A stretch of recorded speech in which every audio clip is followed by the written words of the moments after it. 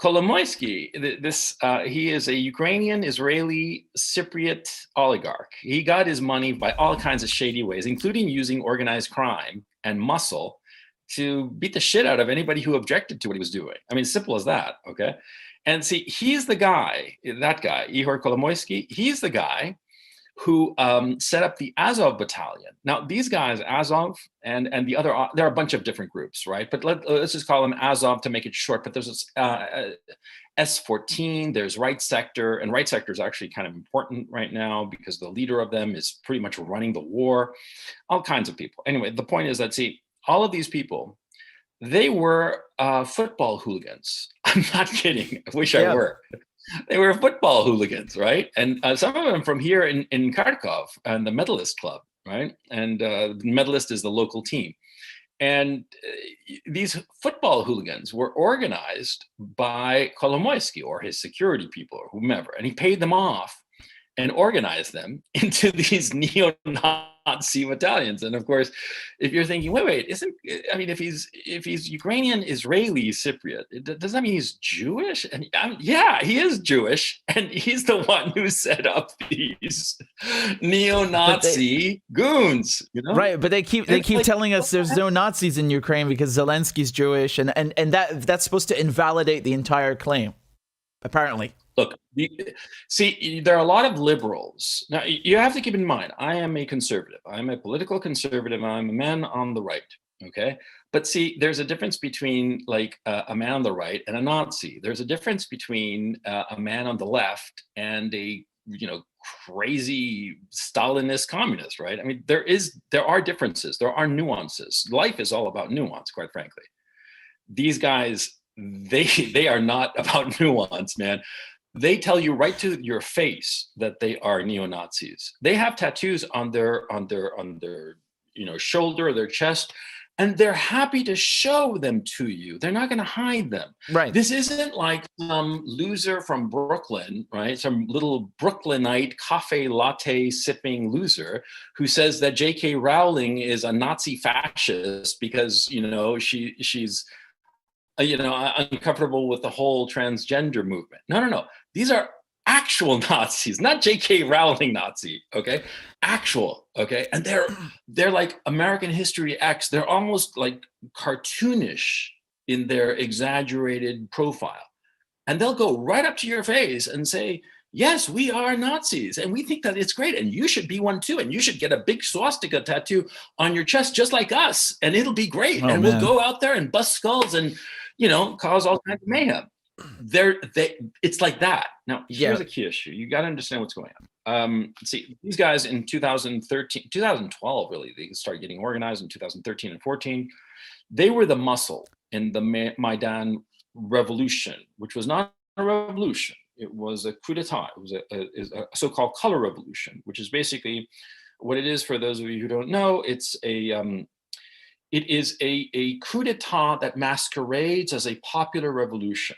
In 2013, the color revolutions, okay, as they are traditionally applied, what happens is that they use an actual event that's going on that causes popular discontent, and they're the steroids of that popular discontent. And they turn up the volume, and they use the popular discontent over the specific issue, which might be perfectly legitimate, by the way, but they amp up the tension and the violence. Yeah. And they use that violence to overthrow the regime that's in power. And so the regime in power doesn't have a chance to deal with the protesters, negotiate things, calm things down, potentially fix the problem that they're having, because these are legitimate problems. And you have to understand, in most leaders, in most countries, they want to solve the problems of the people, if only to make life easier for themselves, okay? I mean, they're not just, let them eat cake. That's a caricature. Most leaders, most people who are in leadership positions are very smart customers. And they understand that if there's popular discontent, the smart thing, if only to make your life easier, is to solve it. And the way you start to solve such a problem, whatsoever that problem may be, is first to talk and negotiate and calm things down. But these color revolutions, that's the antithesis. They want to amp up the violence, amp up the rhetoric, amp up Yeah. the hysteria and anger and fury, and get more people and get to a point of explosion, like a nuclear bomb, get it to a fissile moment where the whole thing just goes boom. Yep. Right.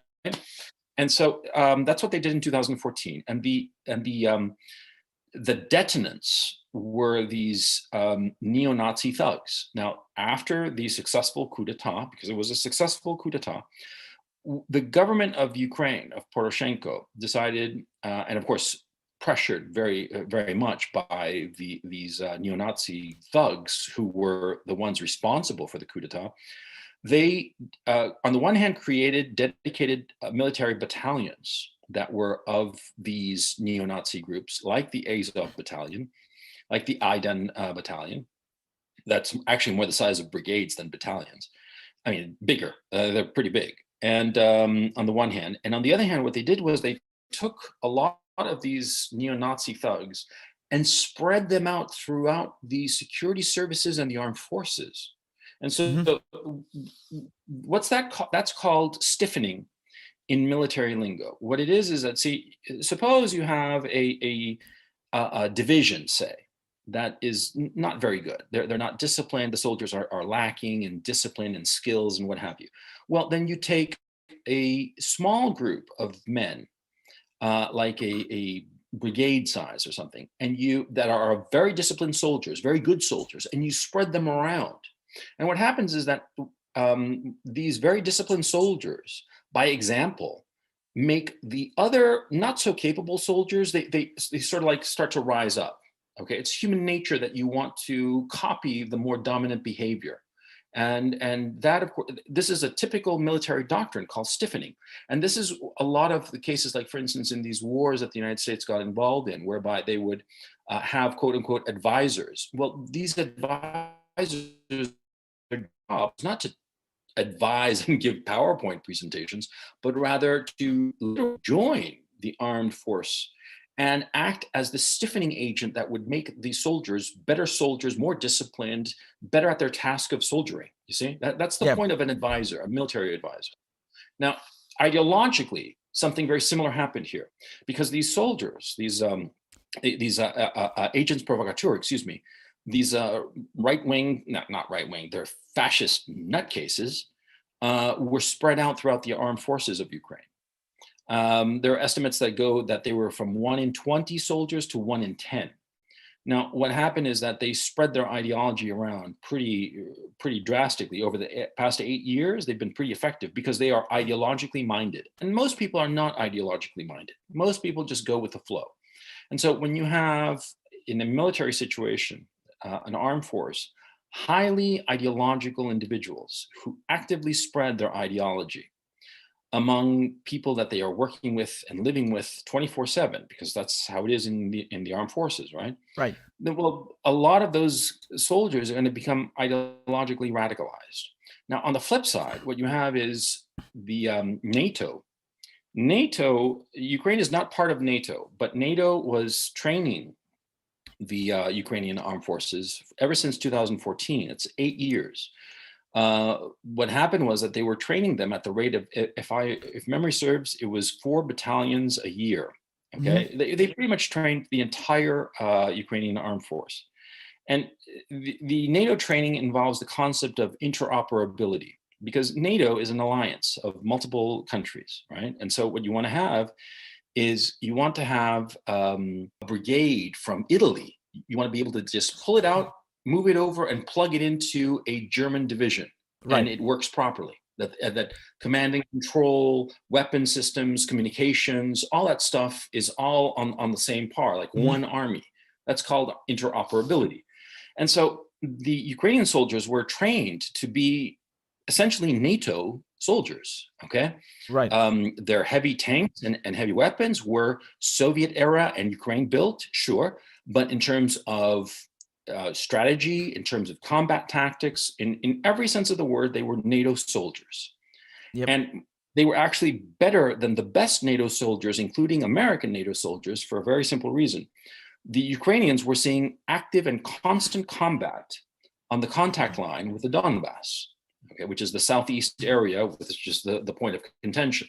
You see, the war that started in 2012, 13, it never ended. It's been this slow grind in the Donbass area. That's why 16,000 people have died over the last 8 years, 500 people a year, because, 2,000 people a year. Jesus Christ, my math is going out the window. But, 2,000 people a year in this slow, relentless grind, okay? And so these soldiers that are NATO trained, highly ideological, I mean, neo-Nazi, no question. I mean, again, I have to insist, it sounds insane in this day and age, but this is how it is. NATO-trained neo-Nazi ideology and with extensive combat training. Because what happened was that the Ukrainian army was rotating its soldiers through the Donbass area. They were rotating them at the front line. And so all of the units of the Ukrainian armed force have had combat experience. You see what I'm saying? Right. Hello? Yeah. And so what happens is, as a practical matter, the Ukrainian units are the best trained NATO units, and they are better trained and have more experience. They are better soldiers than the American soldiers or the British or the French or the German or anybody in NATO. They're the best. They are top line because they have actual combat experience and relentless combat experience. So they know what works. They've learned through bitter experience what combat tactics, everything. They are the best soldiers that NATO's got, and they're losing. And there's no other way to put it, okay? And they're losing pretty badly.